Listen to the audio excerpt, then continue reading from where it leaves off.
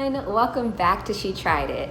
I know this title may be a little controversial in Excel, so I want to start by giving a few disclaimers. First off, I want to make it very clear that even though these are a few reasons I don't like pattern testing, these aren't enough reasons to make me not do it. If you're new here, I've actually pattern tested quite a few patterns for various designers. I have a whole playlist all about my pattern tests that I'll link below. Those designers include Holly Woodward Designs, where I tested the Lilith cardigan and the Jude vest, Crafty Med, where I tested the Slook Super scarf, Designs by Key, where I tested the Urban Chic cardi, Park and Knit, where I tested the Daily Ritual raglan, and Knits and Knots, where I tested the Lakeside Mist cardigan, the Champagne Glow top, and the Sugar Plum yoke sweater. As we get into my reasons, you'll clearly see that these don't really apply to any of these designers, and they definitely aren't a way to speak negatively of these designers. As a matter of fact, I always suggest that anyone who wants to get into pattern testing should start with any of these designers that I've tested for. I can totally vouch for the fact that these people are awesome. Secondly, this video is not a way to discourage you from testing. I released a video already where I said a bunch of positive things about pattern testing. If you want to hear more positivity, check that video out. I just want to vent a bit and maybe bring some stuff to the forefront of the fiber community that isn't really talked about very much. At least I haven't seen it talked about. With that said, these are some of the reasons I don't like pattern testing.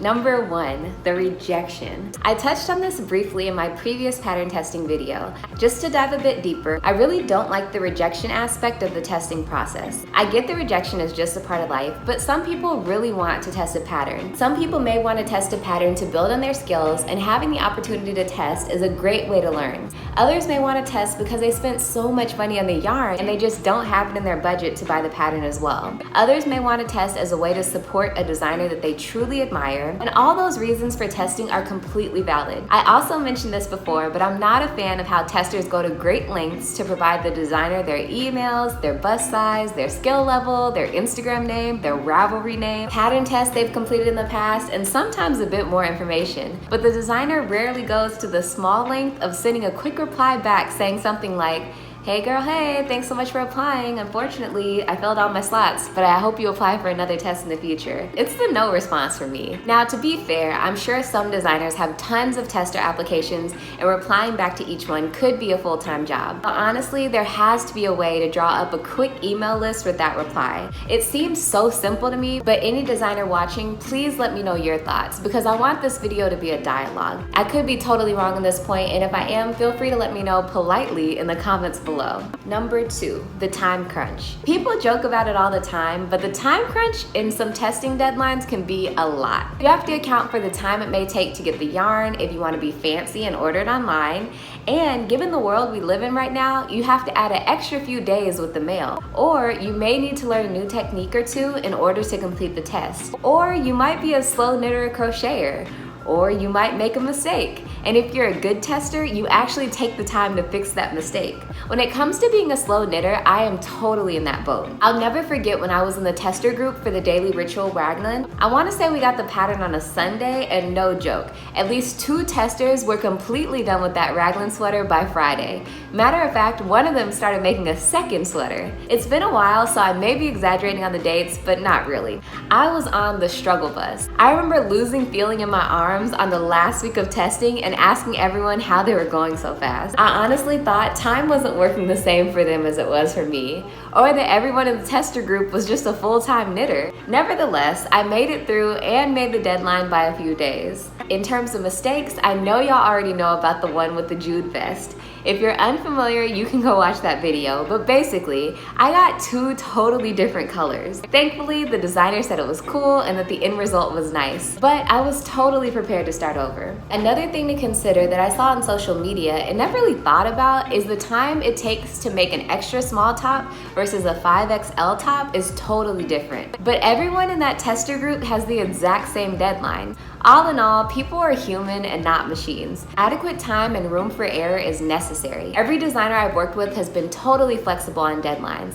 I think the issue comes when you, as a tester, communicate that there's a problem too late, or worse, you don't communicate that there's a problem at all. Number 3, celebrating new and forgetting old.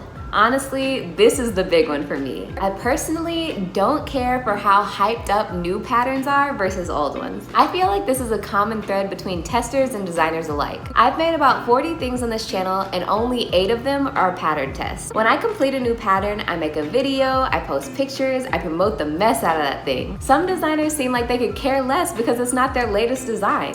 Again, I could be wrong, but it's almost like if I make the Dove sweater from 2017, they're gonna totally ignore my post because they're currently promoting the Flamingo tank of 2021. I'm like, how are you not gonna help me promote your own pattern? This isn't just in the fiber community, but a lot of creative things are only cool when they're new, and that's totally insane to me because if a design really is amazing, which I wholeheartedly believe everything I've ever made by any designer is, then it should be timeless. Take for example the TV I watch. Typically, if the TV is on, I'm watching one of 4 shows. Martin, which aired in 1992, The Office, which first aired in 2005, Seinfeld, which first aired in 1989, or King of Queens, which first aired in 1998. All of these shows are old as heck, but I can binge watch it and laugh my lungs out like it's a brand new show. Lately, my brother-in-law put me onto a show called Monk, which first aired in 2002. I highly suggest it. Back to the point. Why can we watch old shows and make old recipes and glamorize old cars, but not acknowledge old patterns? And it's not even that old, it's from 2 years ago. My hope is that this channel provides a space for the hard work of so many amazing designers to be timeless. I hope that years from now, when styles come back around, which they always do, someone sees a sweater I made and buys a pattern from a designer that I supported. Sometimes when I make a video or post a picture of a pattern, some designers seem so grateful. Some have even said I made them cry, which is totally not my intention. I just think every once in a while, it's nice for someone to promote a pattern not because it's the newest design in your collection, but simply because it's gorgeous. Well, those are all my reasons I don't like pattern testing. I don't see myself testing for the rest of the year because I have all my content for 2021 planned out. Who knows what 2022 has to offer? Please let me know if you don't test very often, or if you simply shared my reasons for not testing so often. If you want to be part of the non-tester gang, feel free to scroll through my videos and just find a pattern you like. Then crochet or knit it up while watching an old TV show. Again, those show suggestions are Martin, The Office, Seinfeld, King of Queens, and Monk. See you in my next video. Bye!